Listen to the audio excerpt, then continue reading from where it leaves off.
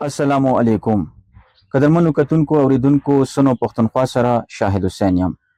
اوریدونکو نن مو سره سینیئر سوشل ډیولپمنٹ ایکسپرت نوید اقبال صاحب موجود دی، کوم څه د مرج ډسټریکټ حوالې سره ډیولپمنٹ کارونو حوالې سره دا دلته کورمې ته د کورمې ضلع ته راغلی دی. د دې مختلف پروجیکټس دي، مختلف کارونه دي ډیولپمنٹ. د دې حوالې سره به نوید اقبال صاحب نه تپوسونه کوو او چې د کورمې دپاره د کورمې ولس دپاره کوم کوم کارونه راوړي دي او کوم کوم کارونه به کیږي د حوالې سره به خبرې اترې کوو. ټول نه وړاندې نوید اقبال صاحب تاسو ته هرکلی کوو، ستړي مه شه، ډېر کوو. السلام علیکم. جی وعلیکم السلام او ټول نه مخکې تاسو ډیره مننه چې تاسو موږ ته مقرره کړه او موږ ستاسو د پروګرام په توسط سره عوام ته د دې پروجیکټ باره کې لږ رهنمایي ورکړو. مننه، خوشحال اوسئ. نوید اقبال صاحب تاسو کورمې ته راغلي وي او دلته خلکو دپاره د خلکو خیر ښېګړې کارونه کوئ او یا انیشیټیو خلوي یا خلکو ته معلومات ورکوئ. هغه کوم کارونه دي چې دلته د کورمې ولس فایده اخیستلی شي او د کورمې خلک غواړي هم دغه چې دلته په کورمې کې د ډیولپمنٹ ترقیاتي کارونه وشي. جی بالکل، زه به د کورم حوالې سره سپیسیفیکلی ډیر ذکر وکړم، خو هغې نه مخکې لږ شانتې تاسو ته د پروجیکټ یو بریف شانتې انټروډکشن درکوم. د پروجیکټ نوم دی کې پی ریسپ او کې پی ریسپ مطلب دی خیبر پښتونخوا رورل انویسټمنٹ اینڈ انسټیټیوشنل سپورټ پروجیکټ. ٹھیک شو، دا بیسیکلی فنډ کوي ورلډ بینک او سپورټ کوي پروینشل گورنمنٹ. ٹھیک شو، د پروینشل گورنمنٹ پی ان ډي انډر چې دی 15 لاین ډپارټمنټ چې دی دا د کې کار کوي. د کې پبلک هیلث کمپوننٹ دی، بیا کمیونیکیشن اینڈ سی این ډبلیو کمپوننٹ دی، اریګیشن ډپارټمنٹ او بیا اګریکلچر ډپارټمنٹ او لوکل گورنمنٹ ډپارټمنٹ.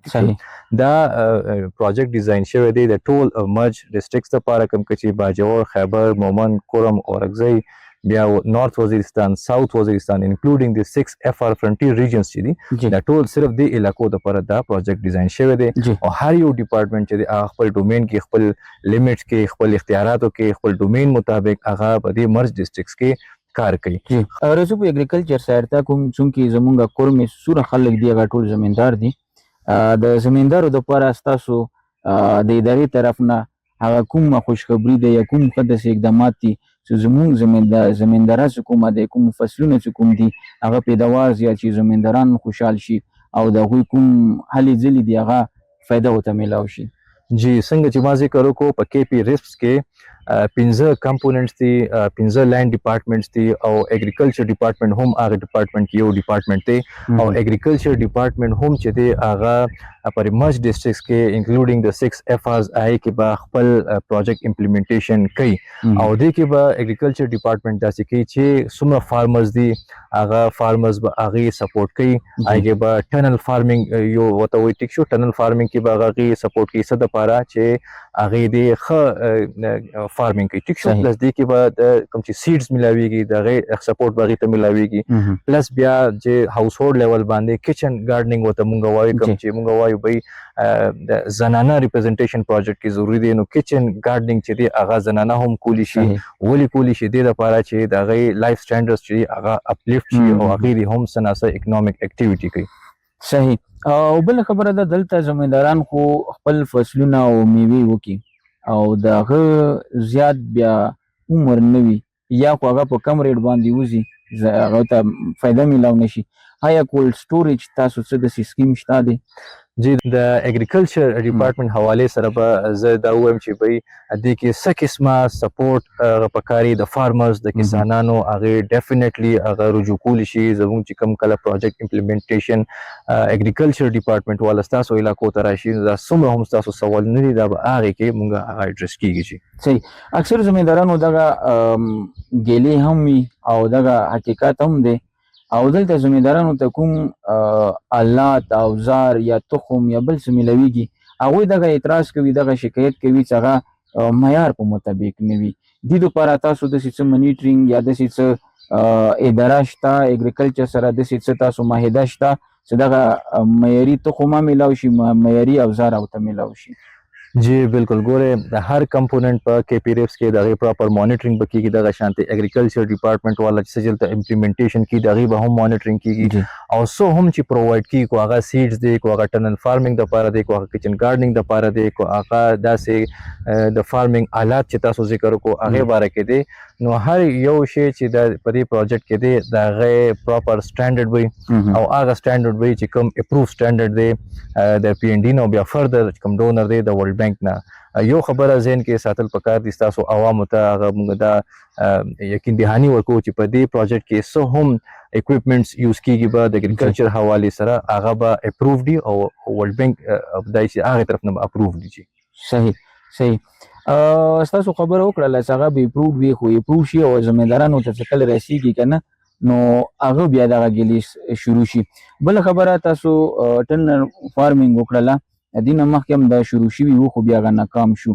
آیا دغه کامیابۍ دپاره به ستاسو کوم اقدامات وي جی څنګه ذکر وکړو چې پراپر مانیټرینګ به چې کله دلته ټنل فارمینګ د پاره اګریکلچر سو هم انسټرومنټ ډسټریبیوټ کیږي کسان د سپورټ لپاره نو دغه پراپر مانیټرینګ د پاره یو فرم دی دغه د پاره د پاسه بیا موږ د پی آی یو وایو پروجیکټ امپلیمنټیشن یونټ اګریکلچر هغه دغه پاسه مانیټرینګ کوي بیا د پاسه بره پی سی ایم یو ته موږ وایو هغه په پی ان ډي کې کینی ټیک شو هغه ډایرکټ ریپورټ کی ورلد بانک ته نو جست امیجن کې لکه وګور څومره لیئرز دي کنه په هغه کې دا مانیټرینګ هغه انشور کیږي سپرویژن کیږي نو په دې پروجیکټ کې ان شاء الله ان فیوچر به موږ ګورو چې کوم مانیټرینګ ټولز موږ وایو څومره لیئرز دي نو هغه کې به ان شاء الله انشور کوو چې وای هغه کوالټي هغه سرویسز چې دی هغه هم هغه شان دي کسان ته رسي عوام ته رسي څنګه چې ډیزاین شوی دی بل خبره ده تاسو دا خبره د زمینداري لحاظ سره وکړه زه به درته وایم چې په دې جدید دور کې ساینس کوم دی ورځې نه بلې ته ترقي کوي او زمینداران هغه زوړې طریقې باندې خپل فصل کوي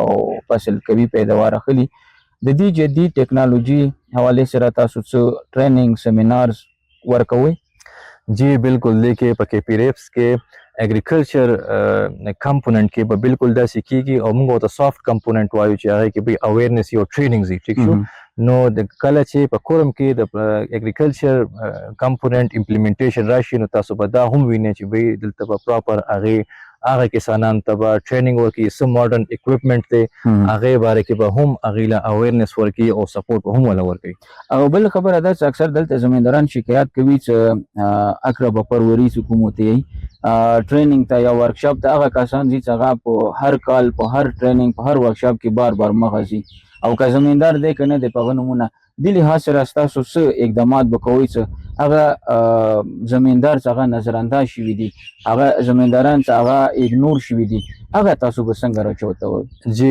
دې کې زه تاسو ته ایکسپلین کوم ګوره په کې پی ریپس کې چې دی نو داسې څه ایشو به نه راځي او فیورټیزم چې ورته مونږ وایو هغه به پکې نه ټیک شو هر یو شی چې هغه به ټرانسپیرنټي او هغه ټرانسپیرنسي لپاره د ورلد بانک ګایډلاینز کې هر یو پی آی یو چې دی هر یو لاین ډپارټمنټ چې دی په دې پروجیکټ کې هغه موږ ورته وایو ګریوینسز ریډریسل میکانیزم دی جی آر ایم ورته موږ وایو ایته موږ وایو شکایت کا ازاله سیستم کمپلینټ سیل ورته وایو ابا داسې چې وي تاسو علاقو کې کمزې کې چې زموږ اکټیویټي کار کیږي التبا په بینر باندې یا یو بورډ باندې یو چارت باندې به پرومیننٹ یو ټلیفون نمبر به واتس اپ نمبر به ایمیل به او هغه به د لپاره چې د کمیونټي خلک چې د عوام چې د پروجیکټ نه چې کوم بینیفیشریز دي هغه په هغه کمپلینټ سل باندې خپل کمپلینټ درج کولی شي د نه مخکې مونږ خپل پروجیکټس کې داسې چته خو سیستم نو لیدل د شکایت کا سیستم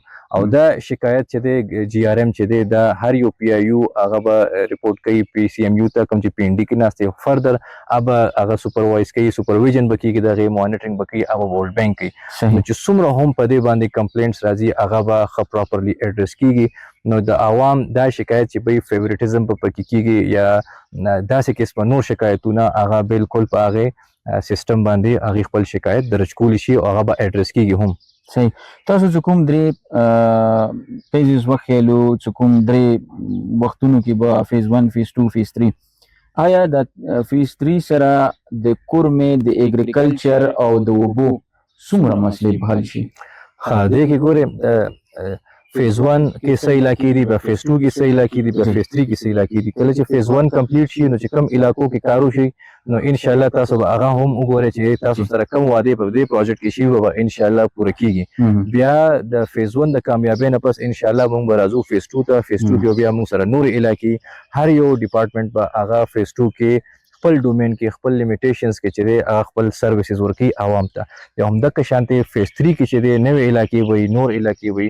اوس سوال دا پیدا شي چې دا درې واړه فیزز یو ټایم ولې نه امپلیمنٹ کیږي. دا سیده ګوره موږ ایکوال ریپرزنټیشن وایو چې هر یو ډسټریکټ ته میلاو شي. دا اوس کو موږ خیبر مخې کړو او ټول فند خیبر ته شو الته د درې واړه فیزز چې دی هغه ډیولپمنٹ کارونه شو نو کې دي شي کورم بیا اګنور شوی. نو دغه شانتي موږ هر یو ډسټریکټ له ایکوال ریپرزنټیشن ورکو. په واټر سپلای کمپوننٹ کې موږ داسې وکړو چې به هر یو ډسټریکټ ته یو میگا سکیم ورکو پلس ریهابلیټیشن سکیمز ورکو. دغه شان کورم کې هم چې دی نو موږ یو میگا سکیم چې دی هغه راوړو تاسو لپاره او پلس دی کې ریهابلیټیشن سکیمونه هم دي. همدغه شانتي به بیا په فیز 2 کې یو میگا یو ریهابلیټیشن سکیمز وکړي او فیز 3 کې به هم یو میگا او پلس ریهابلیټیشن سکیمز وکړي. یو بل پوښتنه زمونږ دا دی چې دا آیا تاسو کوم سکیمونه راوړئ هغه د آبادۍ لحاظ سره یا د کورونو شمیر لحاظ سره راوړئ که دا لکې کوم ایریا دی دغه لحاظ سره راوړئ؟ جی دې ته مونږ نیډ بیس وایو، نیډ بیس اسسمنټ ورته وایو. او بالکل داسې ده چې کوم ځای کې آبادي سیوا دی او هغې ته مسله سیوا ده د اوبو لحاظ سره یا د اګریکلچر لحاظ سره اریګیشن لحاظ سره ټیک شو. نو مونږ دا وایو چې بھئی د هر یو ډپارټمنټ چې دی هغه ریپرزنټیټیو افیس چې دی ریسپیکټیو افیس چې دی هر یو ډسټریکټ کې موجود دی. ټیک شو. نو هغې تھرو مونږ ته هغه لیست بیا پرووایډ کیږي چې او د دې علاقو کې دا د ډیولپمنٹ کارونه هغه کول پکار دي. نو هغه لیست اکارډنګ چې دی هغه مونږ بیا فردر موو کوو. صحیح. نوید اقبال صاحب ستاسو د ټایم راکولې ستاسو معلومات د مو کورمې ولس ته ورکولې د حوالې سره ستاسو ډیره شکر ډیره مننه. جی ستاسو مهرباني. تھینک یو ونس اگین. قدرمن اوریدونکو تاسو نوید اقبال صاحب سره د کورمې د پاره راوړل شوي یا راوړونکي کوم منصوبې دي کوم ترقیاتي کارونه دي دغه حوالې سره تاسو معلومات واوریدو. یو نوي بل معلوماتو سره د کورمې ولس د فایدې دپاره نوي معلوماتو سره به بیا حاضریږو. تر هغه پورې اجازات راکوئ. د لوی الله په امان.